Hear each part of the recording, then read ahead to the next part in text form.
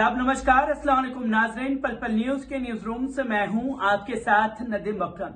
हिजाब मामले पर हर किसी की निगाह जो है वो सुप्रीम कोर्ट के फैसले पर बनी हुई थी और सुप्रीम कोर्ट के जजों ने एक ऐतिहासिक फैसला सुना दिया है, जहां हिजाब मामले पर मुस्लिम बच्चियों की बड़ी जीत जो है वो देखने को मिल रही है, क्योंकि 10 दिनों तक सुनवाई चली और सुनवाई के दौरान जो है सभी की दलीलों को सुना गया, जिसमें एक जज ने साफ तौर पर कर्नाटक हाईकोर्ट के उस फैसले को सिरे से खारिज कर दिया, जहां ये कहते हुए कर्नाटक हाईकोर्ट ने हिजाब पर अपना बयान दिया था कि कुरान शरीफ में हिजाब पहनना जरूरी है या नहीं, इसके बारे में कहीं नहीं लिखा है। जब कुरान शरीफ में नहीं लिखा है तो हम इसे बैन करने का ऑर्डर देते हैं।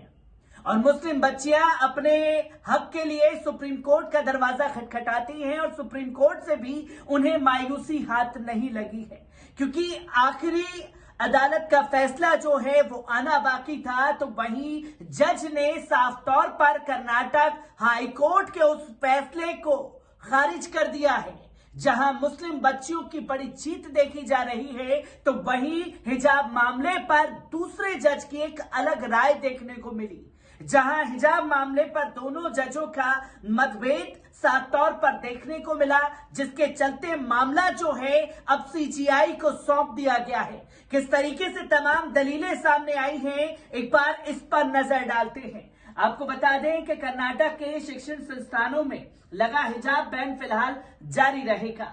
मामले की सुनवाई करने वाले दोनों जजों में दो फाड़ देखने को मिली है, मतभेद उभर कर सामने आ गए। खंडपीठ के एक जज जस्टिस सुधांशु धूलिया, जहां हाईकोर्ट का फैसला पलटने के पक्ष में फैसला लिखा है, जहां सुधांशु धूलिया साहब ने साफ तौर पर कर्नाटक हाईकोर्ट के उस फैसले को खारिज किया है।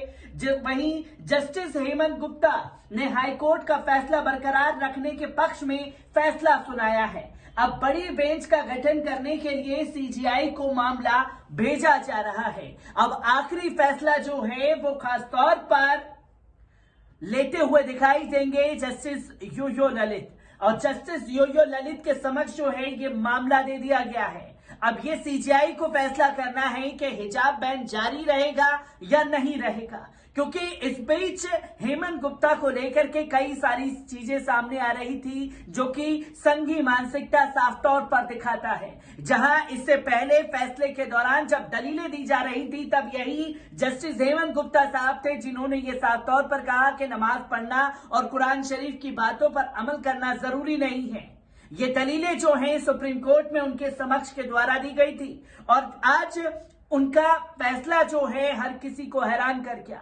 तो वहीं जस्टिस सुधांशु धूलिया ने साफ तौर पर कर्नाटक हाईकोर्ट के उस फैसले को पूरे तरीके से खारिज कर दिया है।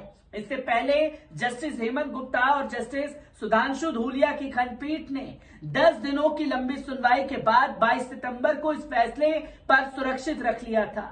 खंडपीठ ने कर्नाटक हाईकोर्ट के फैसले को चुनौती देने वाली कुल 23 याचिकाओं पर सुनवाई की थी। इस याचिका में कर्नाटक सरकार पर सवाल उठाए गए हैं और कहा गया है कि हिजाब बैन का फैसला मुस्लिम समुदाय को निशाना बनाने के लिए किया गया है।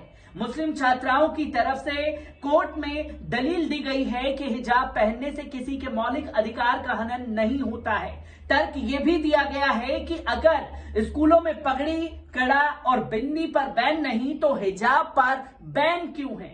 हिजाब धार्मिक आजादी के अधिकार के दायरे में है। एक रिपोर्ट के मुताबिक हिजाब बैन के बाद 17,000 छात्राओं ने परीक्षा नहीं दी है और अपनी पढ़ाई छोड़ दी है, जो कि आंकड़ा सुप्रीम कोर्ट के समक्ष रखा गया था। इसी बीच तमाम चीजें सामने आई, जहां कर्नाटक हिजाब केस में जस्टिस हेमंत गुप्ता की जो राय थी वो ये थी कि जस्टिस हेमंत गुप्ता ने कहा कि इस मामले में हमारी राय अलग है। मेरे 11 सवाल हैं। पहला सवाल ये है कि क्या इसे बड़ी पीठ को भेजा जाना चाहिए? क्या हिजाब बैन छात्राओं की बाधित किया है, जो कि साफ तौर पर दिखाता है क्या हिजाब पहनना धर्म का अनिवार्य हिस्सा है, जो कि जस्टिस हेमंत गुप्ता ने ये सवाल पूछा है। क्या हिजाब पहनना धार्मिक स्वतंत्रता के तहत है? क्या खुला उल्लंघन है? तो वहीं मैं अपील खारिज करने का प्रस्ताव कर रहा हूं, जो कि 23 याचिकाएं जो डाली गई थी उस अपील को खारिज करते हुए जस्टिस हेमंत गुप्ता दिखाई दिए। तो वहीं कर्नाटक हिजाब केस में लंबी हुई है हिजाब की लड़ाई। सुप्रीम कोर्ट के दोनों जजों के बीच मतभेद के बाद हिजाब की लड़ाई अब और लंबी हो गई है। अब बड़ी बेंच मामले की सुनवाई करेगी, नई बेंच फिर से नए सिरे से हिजाब पर सुनवाई करेगी, क्योंकि बड़ी बेंच में अलग जज होंगे। सीजीआई तय करेंगे कि कौन सी बेंच में कब सुनवाई करी जाएगी। अब सीजीआई फैसला लेंगे कि कौन जज दोबारा से दलीलें रखी जाएंगी। जो आपसी मतभेद जो है खास तौर पर देखने को मिला दोनों जजों के बीच, और इसके बाद ये निर्णय लिया गया है। तो वहीं जस्टिस धूलिया ने फैसला सुनाते हुए कहा कि ये उनकी पसंद की बात है। बिजॉय इमनुएल में एससी द्वारा निर्धारित अनुपात इस मुद्दे को कवर करता है कि मुख्य बात भी बालिकाओं की शिक्षा की। बालिकाओं को काफी दिक्कतों का सामना करना पड़ता है और भी मुश्किलें हैं, लेकिन क्या ऐसे प्रतिबंध लगाकर हम उनके जीवन को बेहतर बना रहे हैं? जो कि सुधांशु धूलिया साहब ने साफ तौर पर यह सवाल पूछा कि जिस तरीके से ये बैन लगाया गया है और 17,000 बच्चियां जो हैं वो पढ़ाई छोड़ रही हैं, मदरसे की तरफ पढ़ने के लिए बढ़ रही हैं, क्या यही आजादी वाला देश है? जो कि साफ तौर पर सवाल जो है सुधांशु धूलिया साहब द्वारा खड़ा किया गया। और अगर इस फैसले से बच्चियों की पढ़ाई में रुकावट आ रही है तो इस फैसले को ही खत्म कर देना चाहिए, ये बैन को ही हटा देना चाहिए। तो वहीं कर्नाटक हिजाब केस फिलहाल हिजाब बैन बना रहेगा। सुप्रीम कोर्ट में अब 3 जजों की बेंच इस मामले की सुनवाई करेगी। मौजूदा खंडपीठ के दोनों जजों की राय अलग अलग है। अब ये दोनों जज जो हैं उसमें शामिल नहीं होंगे, क्योंकि जस्टिस गुप्ता जो हैं 20 तारीख को रिटायर हो रहे हैं। तो वहीं आपको बता दें कि कर्नाटक शिक्षण संस्थानों में लगा हिजाब बैन फिलहाल जारी रहेगा। मामले की सुनवाई करने वाले दोनों जजों के बीच खासतौर पर मतभेद देखने को मिला है। ये बड़ी तस्वीर जो है सामने आई है, क्योंकि सुधांशु धूलिया ने साफ तौर पर कर्नाटक हाईकोर्ट के उस फैसले को सिरे से खारिज कर दिया है। तो वहीं आपको बताते चलें कि जस्टिस हेमंत गुप्ता और सुप्रीम कोर्ट को तय करना है कि कर्नाटक में हिजाब बैन का फैसला सही था या नहीं। हिजाब मामले में दोनों जजों के बीच जब ये खासतौर पर दरार देखने को मिली है, तो अब सुप्रीम कोर्ट के सीनियर यानी कि सीजीआई की जिम्मेदारी ज्यादा बढ़ गई है कि ये धार्मिक उन्माद जो हिजाब के मामले पर फैलाने की कोशिश हिंदू पक्षकारों द्वारा की गई है वो जारी रहेगा या उसमें रुकावट आएगी, क्योंकि मामला अभी भी सुप्रीम कोर्ट में है।